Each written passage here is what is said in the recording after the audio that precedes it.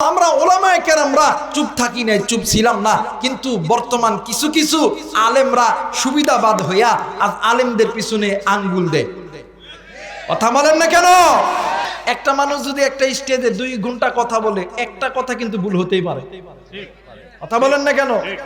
আজ এই কথা নিয়ে আমাদের আলেম সমাজের ভিতরে কিছু কিছু আলেমরা আছে, এই গত কয়েকদিন আগে আল্লামা আমার কলিদার টুকরা বড় ভাই মুফতি আমির হামজা বয়ান করতে করতে স্লিপ অফ টান হইয়া একটা ইন্ডিয়ান একটা নায়িকার নাম বলছে, ইন্ডিয়ান একটা নায়িকার নাম বলছে, কিন্তু আসলে তারা ওই পুরো ফিল্মটা আগেও শোনে নাই, পরেও শোনে না, আগেও শোনে নাই, পরেও শুনে নাই, না শুই না ওইটা বারবার ছেড়ে দিতেছে।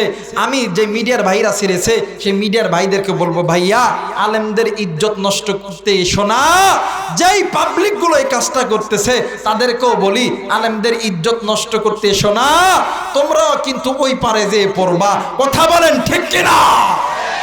আর অনেক ওলামায়ে কেরাম ফতোয়া দিতেছেন যে আমির হামজা এটা হইছে, আমির হামজা ওটা হইছে, আমির হামজা ঘুম পাড়তে হইব, ইনজেকশন দিতে হইব, আমির হামজার ইনজেকশন দিতে হবো না, ইনজেকশন তোমারে দিতে হবে।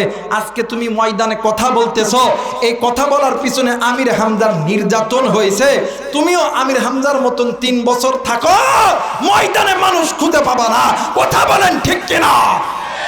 কারণ আল্লাহর নবীর হাদিস, আল গীবতু আশাদ্দু মিনাজ জিনা, গীবত এমন একটা জিনা যেটা নারী পুরুষ জিনা করার চাইতে মারাত্মক, একজন আরেকজনের প্রতি গীবত করা।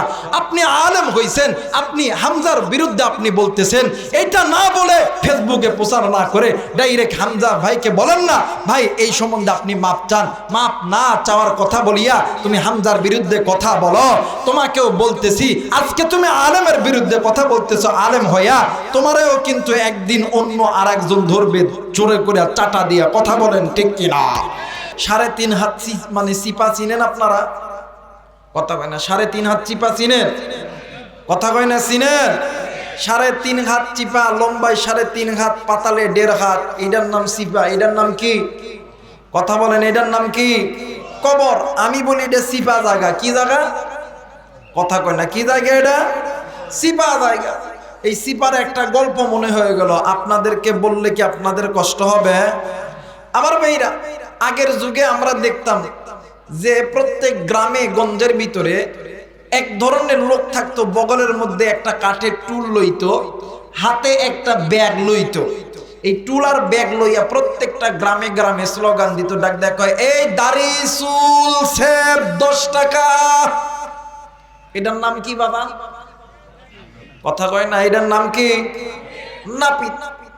বর্তমান বাংলাদেশে নাপিত হয়তো বা হাতে গোনা দেখা যায়, কারণ এখনকার ডিজিটাল বাংলাদেশ তো, এই জন্য নাপিত আর পাওয়া যায় না। আমার ভাইরা, আমার এলাকার ভিতরে এক সন্তান ঢাকা শহরে থাকে, সন্তানের বয়স 7 থেকে 8 বছর। কত বছর? জোরে বলেন, কত বছর? 7 থেকে 8 বছর। এই সন্তান ঈদ পালন করার জন্য গ্রামের বাড়িতে আইছে। দেখবেন আমাদের সমাজের পোলাপানরা ঈদের নামাজ পড়ার আগের দিন সেলুনে যায়, হাইরে ভিড়। দেখবেন সেলুনওয়ালা এই দিক দিয়ে এক টান, এই দিক দিয়ে এক টান। কি টান? কই ঘোড়া টান। কথা কয় না কেন?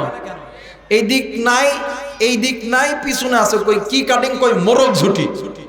কথা বলেন ঠিক কিনা? কারণ ওরা তো টাকা কামাই করতে হয় না, বাপে দেয়, সেলুনে যে বসে এই ইচ্ছা মতন চুল কাটে। কিন্তু আগের যুগে মুরব্বীরা কিন্তু লাপিত ছাড়া চুল কাটতো না। কথা বলেন ঠিক কিনা? এই বেড়া ঈদ করার জন্য বাড়ি আইছে, তো পরের দিন ঈদ, আগের দিন চুল কাটার জন্য বাজারে যাবে। তো আল্লাহর বান্দা যুবক হাঁটিয়া যাইতেছিলেন, এলাকায় দাদা নানা আছে না, থাকে না বাদা, ডাক দেখায়, নাতি কবে আইছস? কই রাত্রে আইছি। কই কই যাস? কই সেলুনে যাই। কই কেন? কই চুল কাটতে, কালকে ঈদ না। কই আরে হন, আজকে নানান লাতি এক, মানে দুনু ভাই এক লগে চুল কাটতাম। কই এই জায়গায় সেলুন কই? ঢাকা শহরের পোলা কি লাপিত চিনে? কথা কয় না। লাপিত চিনে না। আপনারা মনে হয় আমার কথা বুঝতে পারতেছেন না, নাকি কর? বুঝতে পারতেছেন না? তো পারলে তাহলে হ্যাঁ না তো বলতে হবে না। আপনার সঙ্গে আমার জমি নিয়ে কেজা আছে, কোনটা? টাকা পয়সা পান? আপনাদের নামে কি কোনোদিন মামলা দিছি, মিথ্যা সাক্ষী দিছি? তাইলে আলেমদের কথার সঙ্গে কথা বলেন না কেন? এই কথা না বলা, আলেমদের কথার মানে কথার ভিতরে কথা না বলা, এইটা হচ্ছে মুনাফিকি আলামত। একটু কথা বলবেন। বলেন তো দেখি, ঢাকা শহরের লোক কি লাপিত চিনে? জোরে বলেন, চিনে না। এই সন্তান ডাক দে, কই দাদা এই সময় লাপিত কই পাবেন? কই একটু ওয়েট কর। কিছুক্ষণ পরে একজন লাপিত বগলের মধ্যে একটা কাঠের টুল লইয়া আর হাতে একটা ব্যাগ লইয়া ডাক দেয়, এই দাড়ি চুল সেব 10 টাকা। কয় এই হন থামে দিকা। কই কি হইছে? কই আমরা 2 নানা নাতি চুল কাটতাম। কই কয় টাকা দিতে হবে? কই দাদা চুল কাটতে দিতে হবে 10 20 টাকা, আর বাকি 5 10 টাকা বকশিশ দিতে হবে। এখন মুরব্বী ডাক দেয়, কয় হন বকশিশ টকশিশ 10 টাকা না 5 টাকা দিতাম, আমি আর আমার নাতি দুজনে চুল কাটতাম। এখন দেখবেন আগের যুগে যে সমস্ত লাপিত গুলো চুল কাটতো, ঠিক দুপুরের আদানের সময়, আদানের আগ মুহূর্তে চুল কাটতো, দেখবেন শরীরে কোনো পোশাক থাকতো না, কারণ চুলটা কাটিয়া দেখবেন নদী হোক পুকুরে হোক গোসল দিয়ে একবারে বাড়ি যেত। কথা বলেন ঠিক কিনা? এখন এই পোলা তো জানে না যে গায়ের জামা কাপড় খুইরা গোসল দিতে হয়। এখন লাপিত এখন খোল খোল খোল, পোলা তো আর জানে না। পোলা কই কি খুলতা কি খুলতা? এক পর্যায়ে লাপিত বেতা টানায়া গায়ের পোশাক খুলছে। খোলার পরে লাপিতের একটা কৌশল হলো, এইটা কি চিনেন আপনারা? হাঁটু নাকি কোন বাদা? এই 2 হাঁটুর মাঝখানে দেখবেন মাথাটা চাপায়া দিয়া কিন্তু চুল কাটে। কথা বলেন না কেন?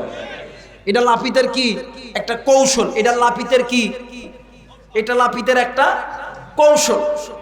এই পোলা যখন চুল যখন কাটতে গেছে, লাপিত যখন 2 পায়ের মাঝখানে যখন জাতা দিয়া ধরছে, এখন গায়ে যখন অনেক সময় চুল ফোড়ে, দেখবেন অনেক সময় অসুবিধা হয় না? এই বেটার যখন গায়ে চুল পড়তেছে, এই বেটা এরকম করতেছে। লাপিত চুল কাটে শান্তি পাচ্ছে। লাপিত কি চুল কাটে শান্তি পায় না। এক পর্যায়ে লাপিত বেটা করছে কি, চুল তো কাটতে হবে সুবিধা অনুযায়ী। এই লাপিত বেটা 2 হাঁটু দিয়া এমন তাকে জাতা মারছে, চাপ দিছে। একটা জিনিসে চাপ দিতে গেলে শক্তি লাগে কি লাগে না? জোরে বলেন, লাগে কি লাগে না? এমন তাকে চাপ দিছে, শক্তি দিয়ে যখন চাপ দিছে, এই লাপিত বেটার পিছন দিক দিয়া বায়ু বের হইছে, বাংলা ভাষায় পাত বাইর হইছে। পাদের অনেক সময় গন্ধ হয় না বাদা? কথা কয় না, গন্ধ হয় না? দেখবেন যাই পা মানে যাই বায়ুটা মারে, এ কিন্তু বুঝতে পারে না, কিন্তু যারা থাকে এরা বুঝতে পারে। কিন্তু নিচের দিকে যেইটা আছে, এইটা তো কান সারা, এ বারবার মাথা নাড়া। লাপিত কয় তুই ও ক আর এ ক আর ই ক, আমি তোরে ছাড়তেছি না। এখন এই বেটা এই বায়ু মারা পাদের গন্ধ যখন সহ্য করতে পারে নাই, একবারে ডাক দেয়, কয় ও দাদা রো। দাদা কয় কি হয়েছে কি হয়েছে কি হয়েছে?